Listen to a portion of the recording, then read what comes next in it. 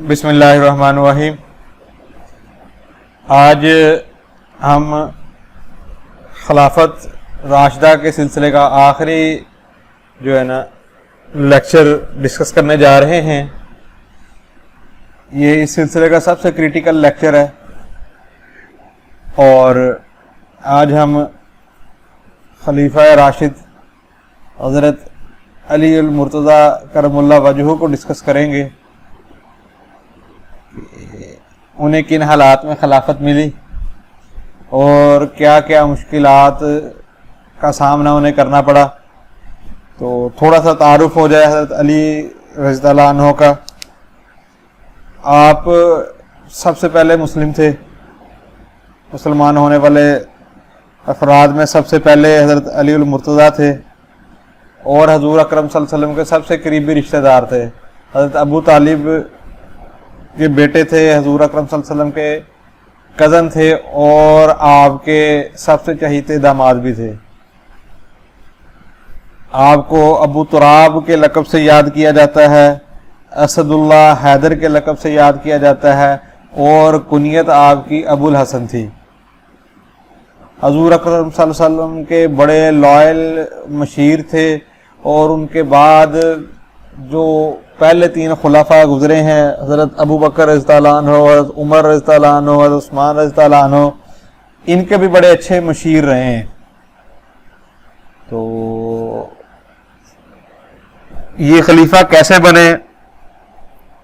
یہ خلافت راشدہ کے سلسلے کی سب سے دردناک کڑی ہے، سب سے دردناک منظر تھا جب ایک خلیفہ راشد کو ان کے گھر میں قرآن پاک پڑھتے ہوئے شہید کر دیا جاتا ہے، ان کی اہلیہ کی انگلیاں کاٹ دی جاتی ہیں اور ان کے قاتلین کا کوئی نام و نشان نہیں ہوتا۔ آپ اس منظر کو امیجن کریں آج سے 1400 سال پہلے کہ ایک خلیفہ کے گھر پر دھاوا بول دیا گیا اور 3 دن تک وہ صورتحال ایسے رہی ہے، کوئی صحابی اپنے گھر سے نکل نہیں سکتا تھا، مدینہ والے اپنے گھر میں بند تھے، لوگوں نے اپنے گھر کے دروازے بند کر لیے تھے۔ 3 دن تک مسجد نبوی میں وہ لوگوں نے، مدینہ والوں نے، مقامی لوگوں نے نماز نہیں پڑھی۔ اس طرح کے حالات ہو چکے تھے، اس طرح کی نفسا نفسی اور حالات کی خرابی ہو گئی تھی۔ ان حالات میں حضرت علی کا وہ ان کی سلیکشن ہوتی ہے اور وہ کیسے سلیکشن ہوتی ہے؟ 3 دن کے بعد جب وقت گزرتا ہے، لوگ آپ کے ہاتھ پر بیعت کرنا شروع کر دیتے ہیں، کیونکہ اس وقت وہ کوئی اور ایسی معتبر شخصیت نظر نہیں آتی تھی جو ان حالات کو سنبھال سکے۔ اس میں جو سب سے اہم کردار ہوتا ہے وہ مالک اشتر کا کردار ہوتا ہے۔ وہ حضرت علی کی بیعت وہ لینا شروع کر دیتا ہے لوگوں سے۔ حضرت علی ایک دفعہ وہ بیعت کر لیتے ہیں لوگوں سے۔ لوگ جو آتے ہیں جوک در جوک، جس میں زیادہ تر بلوائی لوگ شامل ہوتے ہیں جنہوں نے حضرت عثمان کے خلاف بغاوت کی تھی، وہ زیادہ تر لوگ بیعت کرنا شروع کرتے ہیں۔ جب اس طرح پہلا دن گزر جاتا ہے تو حضرت علی کہتے ہیں میں تب تک اپنی وہ خلافت قبول نہیں کروں گا جب تک اصحاب بدر نہ بیعت کر لیں مجھ سے، کیونکہ سب سے جو معتبر لوگ تھے وہ اصحاب بدر ہی تصور کیے جاتے تھے۔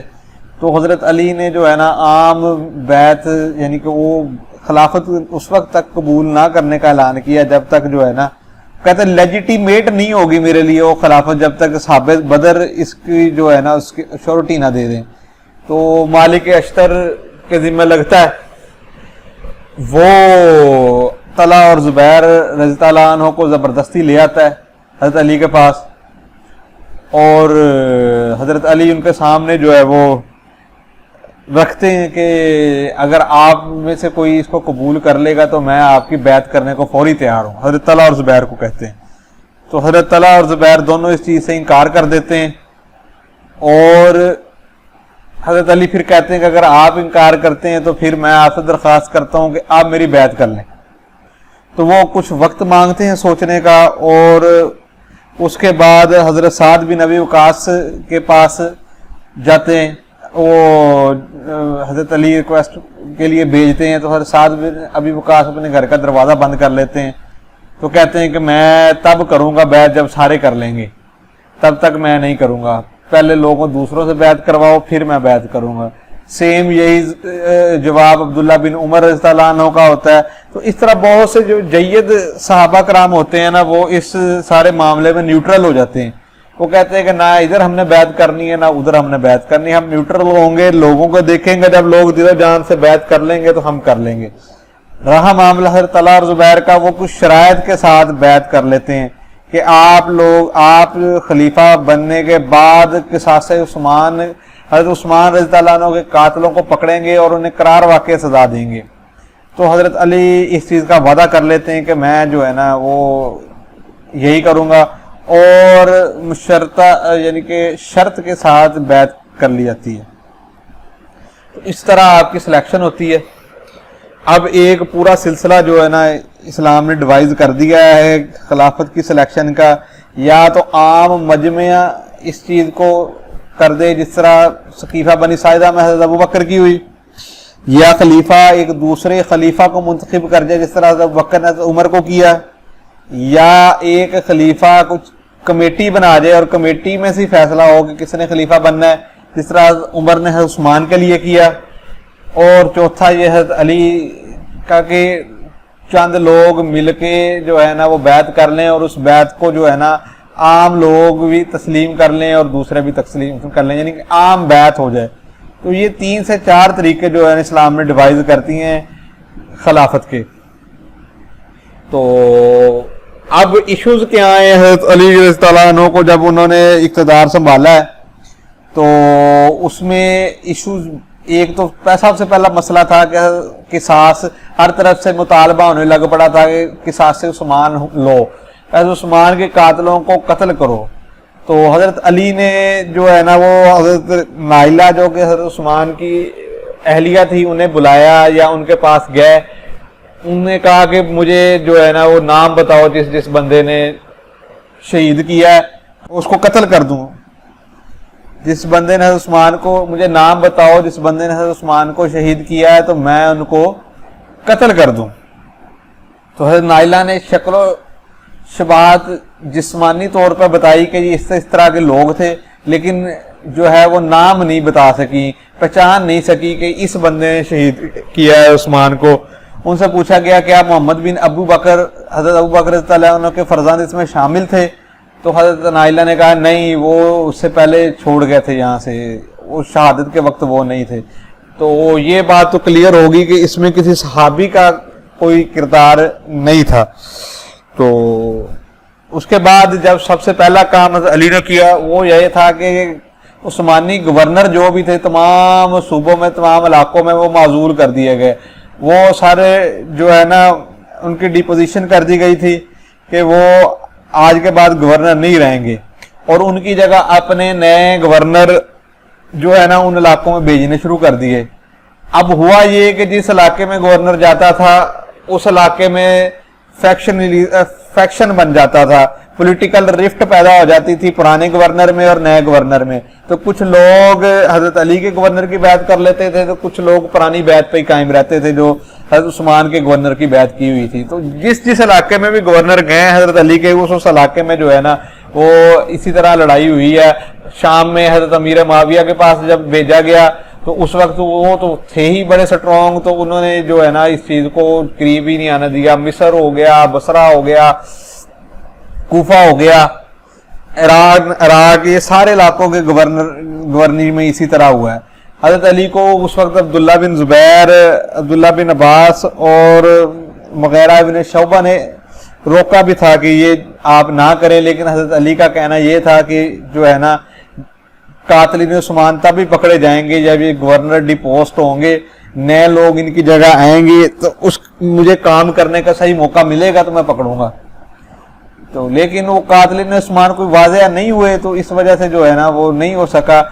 جیسے حضرت عثمان رضی اللہ عنہ کی شہادت ہوتی ہے, بنو امیہ مدینہ سے کھسکنا شروع کر دیتے ہیں, وہ نکل جاتے ہیں شام کی طرف, وہ نکل جاتے ہیں ادھر مصر کی طرف مکہ کی طرف نکل جاتے ہیں، اور مروان کو اور کچھ لوگوں کو جو ہے نا وہ حضرت نائلہ کی کٹی ہوئی انگلیاں مل جاتی ہیں، وہ اس کو جو ہے نا بیس بنا کے پروپیگنڈا شروع کر دیتے ہیں، ہمیں عثمان کا قصاص چاہیے، ہمیں عثمان کا قصاص چاہیے۔ اس پہ جو ہے نا وہ فریگمنٹیشن ہو جاتی ہے، حضرت عثمان کی شہادت پہ قوم دو گروہوں میں بٹ جاتی ہے، اور یہ ایک پولیٹیکل آئیڈیالوجی ڈیولپ ہونا شروع ہو جاتی ہے، اینٹی عثمان اور جو ہے نا پرو عثمان۔ تو یہ جو پولیٹیکل رفٹ پیدا ہوتی ہے، یہ سارا ایک پولیٹیکل کنفلکٹ جنریٹ ہوتا ہے، جس میں حضرت ایک پارٹی حضرت علی بن جاتے ہیں، اور دوسری پارٹی جو ہے وہ حضرت عائشہ، حضرت امیر معاویہ، طلحہ اور زبیر رضی اللہ عنہ، یہ ایک جو ہے نا وہ پارٹی بن جاتی ہے۔ تو حالات ایسے ہو جاتے ہیں، دونوں طرف جید صحابہ کرام ہے، کسی کو کچھ سمجھ نہیں آ رہا ہے، کنفیوژن کا ماحول ہے۔ ان حالات میں جو ہے نا وہ سول وار سٹارٹ ہو جاتی ہے پولیٹیکل فیکشنز کے درمیان۔ یہاں سے حضرت طلحہ اور زبیر مدینہ سے وہ مکہ کی طرف جاتے ہیں، مکہ سے پھر وہ حضرت عائشہ رضی اللہ عنہ کے ساتھ معاملات ایسے ہوتے ہیں، وہ ان کے ساتھ مل کے تو بصرہ کی طرف چلے جاتے ہیں۔ انہی حالات میں اسی سیول وار کے دوران جو ہے نا وہ جنگ جمل ہوتی ہے سب سے پہلے، اس کے بعد جنگ صفین ہوتی ہے، جس میں حضرت امیر معاویہ حضرت علی کے درمیان وہ جو ہے نا جنگ ہوتی ہے۔ جنگ جمل حضرت عائشہ اور حضرت علی کے درمیان ہوتی ہے، اور پھر نہروان ہوتی ہے جو خوارج کے خلاف ہوتی ہے۔ یہ تین سیول وار جو ہے نا جنگیں آپس میں مسلمانوں کی ہوئیں، جس کی وجہ سے حالات بہت دگرگوں ہو گئے۔ اور جنگ صفین کے بعد تو جو ہے وہ ایک پیس ٹریٹی بھی سائن ہوئی، لیکن وہ آخری وقت میں آ کے کچھ لوگوں کی وجہ سے جو ہے نا وہ یہ ساری چیزیں ساری باتیں لکھی ہوئی ہیں اس میں نذیر اکبر آبادی کی کتاب میں، یہ والی جو ہے نجیب آبادی، اکبر شاہ نجیب آبادی کی ہسٹری آف اسلام میں جو ہے نا چیپٹر 3 میں یہ ساری باتیں جو ہے انہوں نے بتائی ہوئی ہیں کہ کس طرح وہ جو معاملات خراب ہوتے ہیں اور سول وار ہوتی ہے، جس میں ڈیٹیل میں جانے کی ضرورت نہیں ہے، بس اتنا سمجھ لیں کہ یہ سول وار جو ہے نا وہ پولیٹیکل فیکشن بن جاتی ہے، ایک نظریہ بن جاتا ہے، قصاص عثمان ایک آئیڈیالوجی کا روپ دھار لیتا ہے۔ اس آئیڈیالوجی میں جو ہے بنو امیہ سب سے سر فہرست ہوتے ہیں جو کہ مطالبہ کرتے ہیں، دوسری طرف بنو ہاشم آ جاتا ہے، اور اس طرح پھر یہ جو ہے نا آئیڈیالوجی آگے پینیٹریٹ کرتی ہے۔ جنگ صفین کے بعد جو ہے جو خلافت وہ دو حصوں میں بٹ جاتی ہے، مشرقی حصہ جو ہے وہ حضرت علی کے کنٹرول میں آ جاتا ہے، مغربی حصہ جو ہے حضرت امیر معاویہ کے کنٹرول میں آ جاتا ہے۔ تو باقی کے 2 یا 2.5 سال جو ہے یہ دونوں علیحدہ علیحدہ اپنی حکومتیں کرتے ہیں، اور جس طرح مشرقی حصہ میں حجاز ہو گیا، ایران ہو گیا، عراق ہو گیا، یہ حضرت علی کے کنٹرول میں ہوتا ہے۔ اور اسی عرصے میں حضرت علی جو ہے نا وہ کیپٹل مدینہ سے شفٹ کر دیتے ہیں کوفہ میں، تاکہ امیر معاویہ کے قریب آ جائیں، اور مدینہ سے جو ہے نا پولیٹیکل جو ہے اثرات مدینہ پر پڑ رہے تھے، اس جنگ کے لڑائی جھگڑا کے اثرات مدینہ پر پڑ رہے تھے، وہ ختم ہو جائیں۔ تو کیپٹل جو ہے کوفہ چلا جاتا ہے۔ مغربی حصے جو ہیں جس میں مصر ہو گیا، شام ہو گیا، افریقہ کا ایریا، وہ معاویہ کے کنٹرول میں آ جاتا ہے۔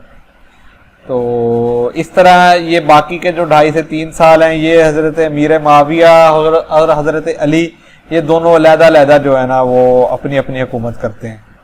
تو اسی اثناء میں حضرت علی کی شہادت ہو جاتی ہے۔ عبد الرحمن ابن ملجم جو ہے وہ صفاقانہ انداز سے حضرت علی پہ نماز کے دوران وار کرتا ہے، اور حضرت علی کی شہادت ہو جاتی ہے۔ ایک ہی وقت میں 3 مختلف لوگوں پر جو ہے نا وہ وار کیا جاتا ہے۔ اس کے پیچھے ایک وجہ یہ تھی کہ حضرت علی نے جنگ صفین میں جو ہے نا وہ قرآن کو حکم بنا لیا تھا، تو خوارج اس بات پر حضرت علی سے ناراض تھے، اور عبداللہ بن سبا کی لگائی چنگاریوں نے 3 ایسے خوارج یعنی لگائی چنگاریوں نے خوارج کو یہ سوچنے میں مجبور کر دیا تھا کہ یہ تینوں لوگ جو ہیں نا امیر معاویہ، عمر بن عاص اور حضرت علی، یہ ہی اسلامی یونٹی کے خطرہ ہیں، جو کہ بڑی غلط سوچ تھی ان کی، اور اس میں وہ تینوں کو اکٹھا ہی شہید کرنے کا ارادہ بناتے ہیں۔ باقی 2 بچ جاتے ہیں، حضرت علی رضی اللہ عنہ کی اس میں شہادت ہو جاتی ہے. حضرت علی کی شہادت کے بعد جو ہے نا امام حسن کو جو ہے وہ خلافت حضرت علی والی جو ایریا تھا اس میں انہیں وہ خلیفہ بنا دیا جاتا ہے, لوگ چن لیتے ہیں. اور اس طرح حضرت حسن کی جو 6 ماہ ہے وہ حضور اکرم صلی اللہ علیہ وسلم نے جو حدیث بیان کی تھی کہ میرے بعد جو ہے نا وہ خلافت راشدہ 30 سال رہے گی, تو وہ 30 سال کی مدت حضرت حسن کی خلافت کی ایبڈکشن تک پوری ہوتی ہے. حضرت علی کی خلافت تک وہ 29 سال 6 ماہ بنتے ہیں. اس طرح 6 ماہ حضرت حسن کے شامل کریں تو وہ جو ہے ٹریولی گائیڈڈ خلافت جو ہے وہ 30 سال پورے ہوتے ہیں. تو حضرت حسن کے بارے میں حدیث مبارکہ میں بھی آتا ہے کہ حضور اکرم صلی اللہ علیہ وسلم فرماتے ہیں کہ یہ میرا بیٹا سردار ہے اور اللہ اس کی وجہ سے مسلمانوں کے 2 گروہوں میں صلح کروا دے گا. تو یہ وہ صلح حسن ہی ہوتی ہے جس کی وجہ سے جو ہے نا امیر معاویہ رضی اللہ عنہ کو امیر المومنین بنا دیا جاتا ہے اور حضرت حسن جو ہے نا وہ خلافت کے عہدے سے دستبردار ہو جاتے ہیں. ایک پیس ٹریٹی سائن ہوتی ہے اس کے لیے, اس کی شرائط مختلف کتابوں میں مختلف ہیں اور سب سے جو مین شرائط اس کی یہی ہوتی ہے کہ حضرت امیر معاویہ جب تک خلیفہ ہیں وہ خلافت کریں گے, ان کے بعد وہ امت کو جو ہے نا ایک مشورے پہ چھوڑ کے جائیں گے تاکہ امت کو سلیکٹ کرنے دیں گے خلیفہ, تو اپنا کوئی جانشین یا اس طرح کا کسی کو نامزد نہیں کر کے جائیں گے. تو ایک سب سے اہم شرط یہ ہوتی ہے, یہی شرط جو بعد میں آگے کربلا کا موجب بنتی ہے, اس کی وجہ بنتی ہے, وہ ہم اگلے لیکچر میں ڈسکس کریں گے. تو حضرت امام حسن بعد میں حضرت امیر معاویہ کی بیعت کر لیتے ہیں, لیکن امام حسین جو ہے وہ بیعت نہیں کرتے. انہیں کہا جاتا ہے لیکن وہ کہتے ہیں کہ آپ مجھ پہ زبردستی نہ کریں, میں اس کی بیعت نہیں کروں گا. تو انہیں ان کے حال پہ جو ہے نا وہ چھوڑ دیا جاتا ہے اس طرح. تو فائنلی جو ہے نا وہ 660 AD میں 660 عیسوی میں جو ہے وہ خلافت راشدہ کا خاتمہ ہو جاتا ہے حضرت امام حسن کی ابڈکشن کے ساتھ, اور اس کے ساتھ ہی جو ہے نا وہ بنو امیہ کا ملوکیت کا دور شروع ہوتا ہے. تو اس سارے جو لیکچر میں نے 4 خلفائے راشدین کو ڈسکس کیا, بلکہ 5 خلفائے راشدین کو ڈسکس کیا ہے. اس میں مین کوشچن جو آتے ہیں وہ ایک تو collection and preservation of Holy Quran کے آتا ہے کہ ساتھ ساتھ جس طرح قرآن پاک کی کلیکشن کی گئی ہے اس کو محفوظ کیا گیا, میں نے لیکچر میں آپ کو بتایا ہے سارا. دوسرا یہ ہے کہ ایکسپینشن آف اسلامک اسٹیٹ کے بارے میں آتا ہے کہ وہ کس طرح ہوئی ہے, حضرت ابو بکر کے دور میں کیسے ایکسپینشن ہوئی ہے, 12 لشکر انہوں نے بھیجے. اس کے بعد حضرت عمر کے دور میں مصر, شام, عراق, ایران فتح ہوتا ہے. حضرت عثمان کے دور میں افریقہ میں آگے تک چلے جاتے ہیں, بحری بیڑے تیار کیے جاتے ہیں اور مسلمان یورپ تک چلے جاتے ہیں, ادھر ہندوستان تک آ جاتے ہیں. حضرت علی کے دور میں ایکسپینشن نہیں ہو سکی اس طرح, وہ جو ہے مشرقی حصہ ادھر آ گیا, مغربی حصے میں ایکسپینشن ہوئی ہے حضرت معاویہ کے انڈر. تو پھر اگلا سوال جو ہے الیکشن آف آرتھوڈاکس کیلفس, وہی جو طریقے ہم نے ڈسکس کیے ہیں کہ کس طریقے سے ان کا الیکشن ہوتا رہا ہے, ان کی سلیکشن ہوتی رہی ہے, تو یہ آپ نے سارا ڈسکس کرنا ہے کوشچن. چوتھا اہم سوال جو آتا ہے وہ character and achievement in general آتی ہیں کہ خلافت راشدہ کا کریکٹر اور اچیومنٹ ان جنرل کیا تھی, وہ ساری بتائی گئی ہیں. وہ آپ نے جو ہے نا اس میں دیکھ لینا ہے اور بتانا ہے. اور اس کے علاوہ جو چیز آپ کی سمجھ میں نہ آئے مجھ سے 1 on 1 بھی آپ ڈسکس کر سکتے ہیں, ای میل کر سکتے ہیں. اگر کوئی جو ہے وہ خود میرے ساتھ اس کو جاننا چاہتا ہے, اپنا کوئی تیاری کرنا چاہتا ہے, تو میں حاضر ہوں. آپ ای میل کریں, انشاءاللہ جیسے ہی میں اویلیبل ہوں گا آپ کو رپلائی کروں گا. یہ بیسٹ جو لکھا ہوا ہے وہ اکبر شاہ نجیب آبادی کی جو ہے ہسٹری آف اسلام میں آپ کو لکھا ملے گا. یہ خلافت راشدہ کا جو پیریڈ ہے جس میں ایک بیلنسڈ لکھا ہوا آپ کو ملے گا. اور دوسرا حضرت عمر فاروق کا جو دور ہے وہ الفاروق علامہ شبلی نعمانی کی ہے, اس میں سے آپ کو ریفر کرتا ہوں, وہ لازمی دیکھیں. پھر اگر آپ نے شارٹ ہسٹری دیکھنی ہے اس کی تو 2 چیزیں, ایک تو شارٹ ہسٹری آف اسلام ہے وہ آپ دیکھ سکتے ہیں, اور دوسری جو ہے وہ یہ history of Islam by doctor عبد الرؤف ہے. اس کو لازمی دیکھیں, اس میں آپ کو بڑی اچھی چیزیں ملیں گی, بڑے ٹو دی پوائنٹ چیزیں ہیں. یہ ایکچولی یہ ریکمینڈڈ بک تو نہیں ہے اس کی history of Islam by doctor عبد الرؤف, لیکن میں اسے ضرور کہتا ہوں کہ آپ کو اسے ضرور دیکھنا چاہیے. اس میں بڑی جو ہے نا اچھے طریقے سے وہ بتایا ہوا ہے. تو آج کے لیے اتنا ہی. انشاءاللہ جو ہے نا نیکسٹ لیکچر 4 جو ہے وہ ہم پھر کبھی ڈسکس کریں گے. تو اللہ حافظ.